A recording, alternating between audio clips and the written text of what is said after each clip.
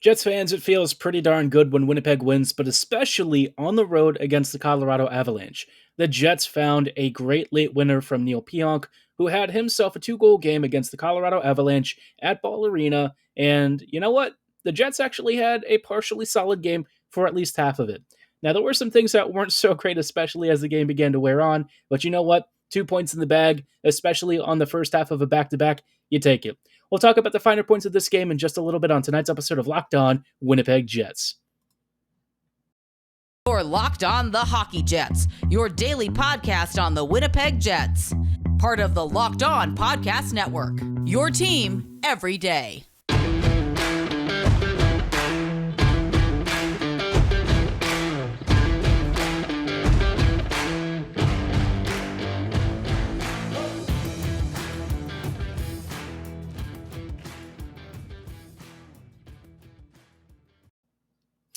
Hello, friends, and welcome to tonight's episode of Locked On Winnipeg Jets, part of the Locked On Podcast Network, your team every day. I'm your host, Harrison Lee, an avid Winnipeg Jets fan and an online blogger. You can follow me on Twitter at HLLivingLoco and at LO_Winnipeg Jets. As always, thank you for making Locked On Jets your first listen of the day every day. If you like what you're hearing, be sure to like, follow, and subscribe on your favorite podcasting platform of choice, including Apple, Spotify, Google, Megaphone, Odyssey, and YouTube. Doing so is completely free of charge and ensures you never miss another episode, but most of all, just really love and appreciate your support. Now, in tonight's episode, obviously we have some stuff to unpack with a Winnipeg game against the Colorado Avalanche, the first of a series of back-to-backs against two of the best teams in the Western Conference, Colorado and Vegas. Now, stop me if you thought, coming into this game like I did, getting a point out of either of these games was going to be brutally difficult. And you know what? The first game against the Avs so far actually did prove to be pretty darn tough. This Avs team, man, let me tell you, when they get rolling and they start skating, they are unbelievably fierce. And to make matters worse, Ehlers was not able to make it. Nick, unfortunately, had a bit of an injury of some sort. We don't actually know the nature of it other than that it's kind of like a game day decision. So Ehlers ended up sitting for this one, which left a pretty big void on that top line. Ehlers is obviously one of our best transition skaters, one of our best creators, and so the Jets had to figure out some kind of an arrangement to get things going. Now, for some reason, their selection went with Mason Appleton on that first line instead, which I wasn't really expecting, if I'm being honest. Bit of a strange choice. I wasn't really thinking that it would actually end up particularly well because Mason, so far this season, he hasn't really been all that noticeable, if I'm being honest. When he was with Kopp and certainly on the forecheck, there were flashes of him maybe having some really good middle six upside. But since then, and from his return from the Kraken, things haven't exactly been outstanding. So I was kind of like, I don't know how this is going to work. Credit to Appleton, he actually had, relatively speaking, a solid game. You have to remember that all things are going to be relative against a team like Colorado, especially when you're on the road, because let's be honest, man, the Avs can just skate circles around Winnipeg's slower squad. It's just kind of the reality of the situation. And so when you're trying to pick apart this game, there are some things that you just have to accept are going to happen no matter what. But in Winnipeg's case, they often have this habit of kind of walking in, playing a good first period, and then in the second period, everything is a complete disaster, and the Jets just never recover. Full credit to Winnipeg, they did follow part of that template at least. The first period I thought was fantastic for the Jets. They grabbed themselves a nice lead. They played some pretty good hockey, and it just felt like the team was energized.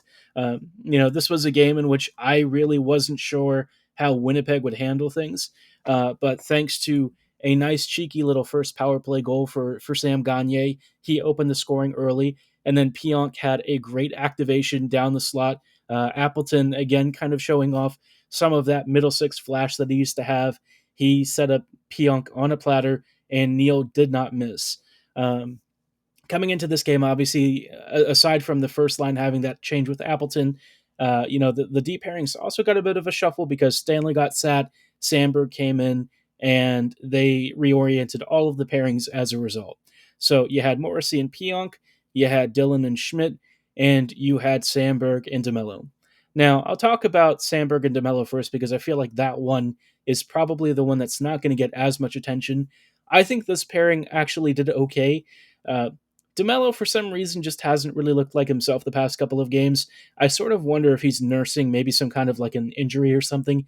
He's made some mistakes, some questionable decisions, and that stability that he usually brings, we weren't really getting from him.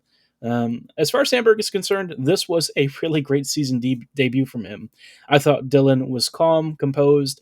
Under pressure, he handled the puck well. He generally made the right pass on most of his attempts, and he just seemingly brought a calming presence, which is nice because when you have Stanley, Logan is often treating the puck like a hand grenade. He has a lot of really bad passes, which is unfortunate because he actually can sling the puck pretty hard up the ice, and he'll connect on some really great stretch passes at times. But it's when he's inside his defensive zone and trying to pass out of the back that he tends to run into trouble. Samberg is a lot more successful at this, and it was noticeable that this pairing was a lot more effective at trying to clear the zone. Obviously Winnipeg's defensive zone exits are kind of a mess still, but it's been improved at least in this game so far compared to what it was, against the Stars. So I think Samberg and DeMello are a solid pairing. I do think that at some point, DeMello is probably going to have to go back with Morrissey, just because Morrissey and Pionk did not really pan out, which we're going to talk about a little bit separately because obviously Pionk had 2 goals tonight, and I'm sure a lot of people are like, well, how did this pairing struggle then? Yeah, there's some interesting under the hood kind of stuff, and if you watch this game and you saw how our blue line performed, you probably would have agreed at least to a point that Samber or that Morrissey and Pionk had more than a handful of defensive issues together. But it is what it is. You just have to accept that things aren't going to be perfect with how this roster is. Part of the reason that we were asking Cheveldayoff to be really active in the offseason, and part of the reason it's a shame that the Jets have made minimal moves. But of course, Winnipeg, had a pretty strong performance. We'll talk about some other stuff that I think stood out positively, and then also kind of talk about some of the stuff that maybe wasn't as good. But before we get further into this stuff, I do want to shout out our friends and partners at BetOnline.net. BetOnline is your number one source for all betting info for football, whether it's college or professional football this season. A lot of you are probably into NCAA. I'm personally not as much. I'm a Maryland Terps fan, so Terps football until recently wasn't super amazing. But I'm also a Ravens fan, and I know a lot of you might follow the NFL. If you're a Vikings fan, you're probably feeling a little bit more optimistic about the season, which, bless you. Y'all have suffered a lot watching Minnesota pro sports, but keeping up with your team is really important, and that's why BetOnline.net is super convenient because they've got all the latest player developments, team matchups, news, podcasts, tactical analysis, and everything for every game. Whether you're looking for stuff from past games, present games, or even stuff in the future. They've also got live betting and up-to-the-minute scores, so you'll always make the most informed bets possible every single time. And if you're looking for more than just football, they've got NHL, MLB, MMA, boxing, golf, horse racing at times. No matter what you're into, they've got you covered. And they've also got Vegas casino games for some of you looking for maybe a little bit of a non-sports avenue. Getting started really couldn't be easier. Just go to betonline.net on your laptop or mobile device to register for a free account right now, because BetOnline is where the game starts.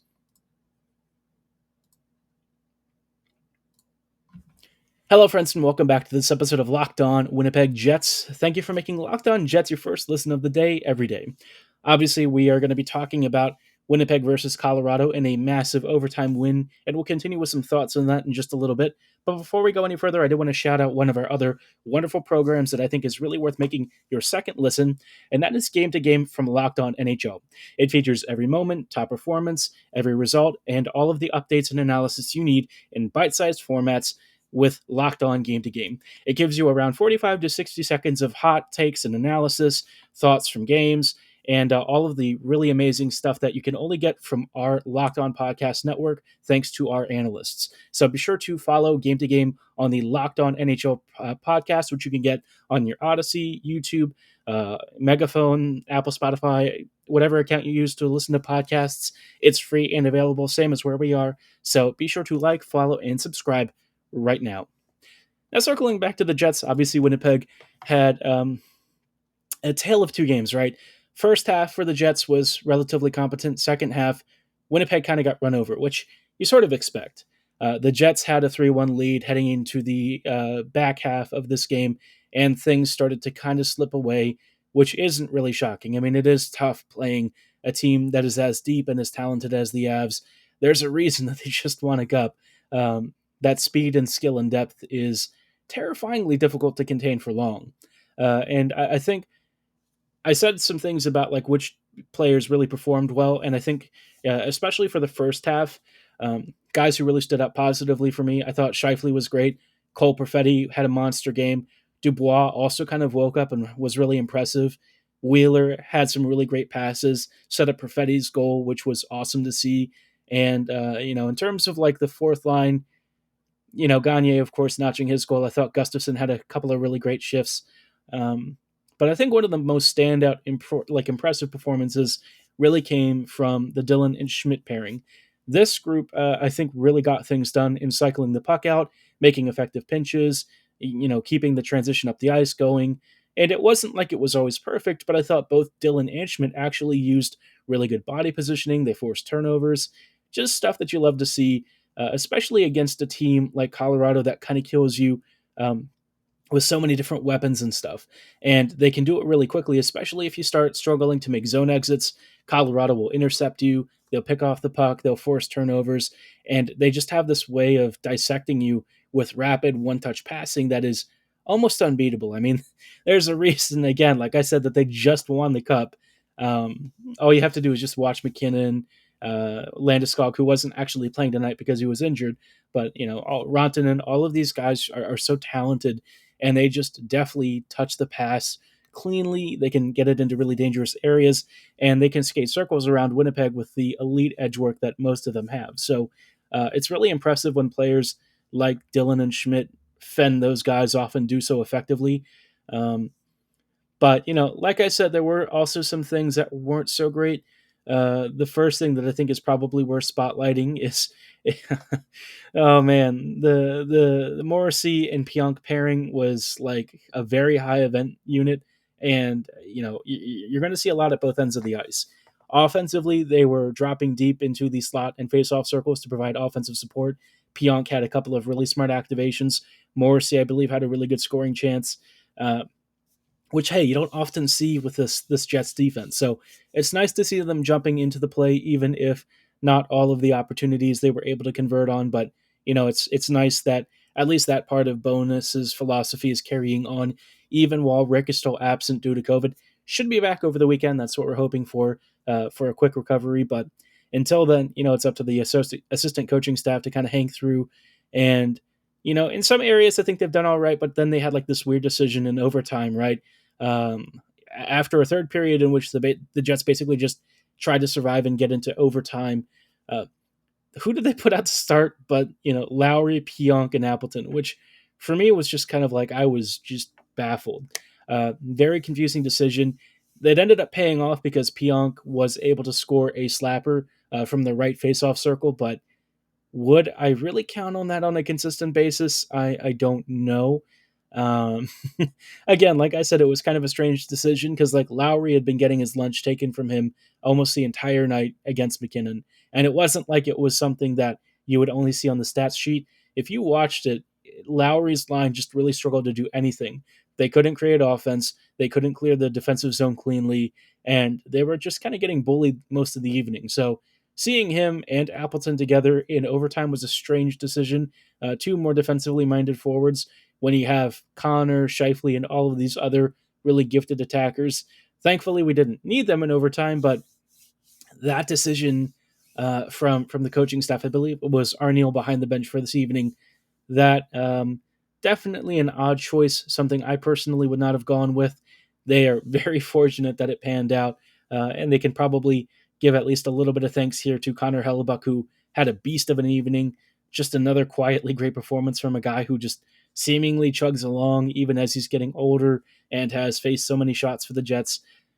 Love this guy, and really you gotta always keep in mind that every game that we see with Hellebuck, even on the struggle days, it is a blessing. This guy is amazing. He's been a wall for this franchise, And, if he wasn't here for the Jets in tonight's game, Winnipeg would have been doomed. So amazing stuff. And it's awesome that the Jets were able to squeeze out a win. Now, coming into the game against the Knights, I do think that there are a couple of adjustments I might think about, especially with the Jets kind of needing to figure out how to rest some guys, conserve energy, and prepare for what should be a difficult game against the Leafs over the weekend. We'll talk about what changes might be necessary and how Winnipeg can kind of keep things going with the good vibes in just a little bit. Hello, friends, and welcome back to these closing thoughts on tonight's episode of Locked On Winnipeg Jets. Thank you, of course, for stopping in. We're just kind of closing out with tonight's thoughts on Winnipeg versus Colorado and some stuff thinking about adjustments before this evening's game against the Vegas Golden Knights. Now, the Knights are a really fast team, a very aggressive forecheck. The Jets have sometimes played them a little bit better than they've played the Avs, but obviously the Jets are going to be tired. They just expended a lot of energy against Colorado, and so it might be time to think about how to cycle some players in and try and rest guys. I don't think I would be putting Stanley in for this. In fact, I think Stanley should just be left out of the lineup for the foreseeable future unless Samberg gets really tired and can't keep up. But I think Samberg needs to be staying in. I would kind of figure out what to do with Pionk because I think Neal and Morrissey together don't really work. And while DeMello has kind of struggled and it hasn't quite been the same as to what we're used to when he's with Morrissey, you sort of have to trust that he'll figure it out. And I think that pairing, Morrissey and DeMello, should probably go back together. I think Samberg doesn't really need to be babysat as much as people think he does. He's a rookie, right? And he will have youthful mistakes. But I thought his game alongside DeMello was very composed. I thought he actually bailed Dylan out on a couple of occasions. And so if you want to kind of shelter minutes here and maybe limit some of the chaoticness of Pionk's defensive game, this might be the way to kind of get around it. Otherwise, I think I would keep Dylan and Schmidt together probably. I think that pairing was awesome, and I would feed them more minutes. I would also be feeding the fourth line more minutes. I think that this unit of Janssen Fjallby, who made his NHL debut for the Jets, not like his actual NHL debut, he's played for the Caps before, but his Jets debut alongside Gustafsson and, why am I forgetting the fourth line already? It was Gagne, of course, Sam. This line, I think, is really effective. Gus and Gagne have had really great chemistry and have been really effective to get together. And honestly, they've been outperforming the third line by a pretty healthy margin.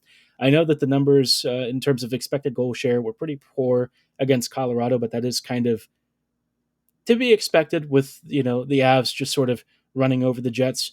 But I still think the fourth line deserves to get elevated third line minutes. I would swap Lowry's role too. I think Adam is still a workhorse in some areas, but it's just clear that playing him so many minutes probably isn't the most effective decision. Now, in terms of like Appleton, I might think about going back to like maybe Gagne or Perfetti there instead. I think Appleton just doesn't really have enough transition ability. And when, Connor is asked to do a lot more on that line, unfortunately, he struggles. And Scheifele, you don't want to kind of like overwork because Mark has to do a lot more, puck carrying and stuff, which kind of takes away from some of what makes him really gifted. And so I would rather have somebody who's more comfortable, moving the puck up and down the ice, especially if Ehlers is not good enough to go. So I'm hoping that Nick is back and we can kind of go back to the lineup that we had earlier this season, but wouldn't shock me if Ehlers is held out at least until the weekend, especially to avoid re-aggravating whatever injury he has and, getting rested up for, again, what should be a difficult matchup against the Leafs as well. Winnipeg's start to the season really couldn't be harder, man. That Rangers team being tired, that team.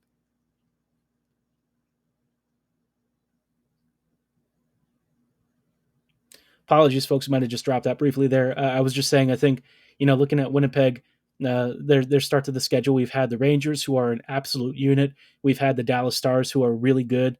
And now, again, back-to-backs against two of the top teams in the West. Just not an easy start. And so it's going to be important for Winnipeg to make sure that they don't burn themselves out, that they don't have any injuries, and that they all kind of make it through these next few weeks, at least until the Jets kind of find a more continuous rhythm and stuff. But you know what? Vibes are up. Things are feeling all right. The Jets are 2-1. and they had a pretty solid effort, against the Avs on the road again, where the Jets almost never win. I think they only won once previously in like their last 9 visits. So really awesome.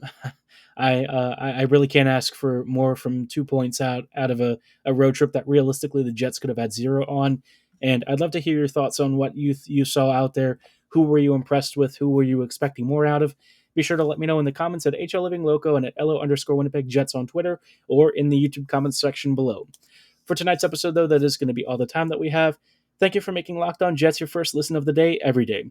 While you're here, be sure to make your second listen Locked On Fantasy Hockey. Steele Roden and Philip Livingstone help give you the fantasy edge and keep you ahead of the competition with daily updates of news, analysis, and more, all on every Monday through Friday. Be sure to like, follow, and subscribe on your favorite podcasting platform of choice. And as always, thanks so much for listening. Have a great night, and go Jets go.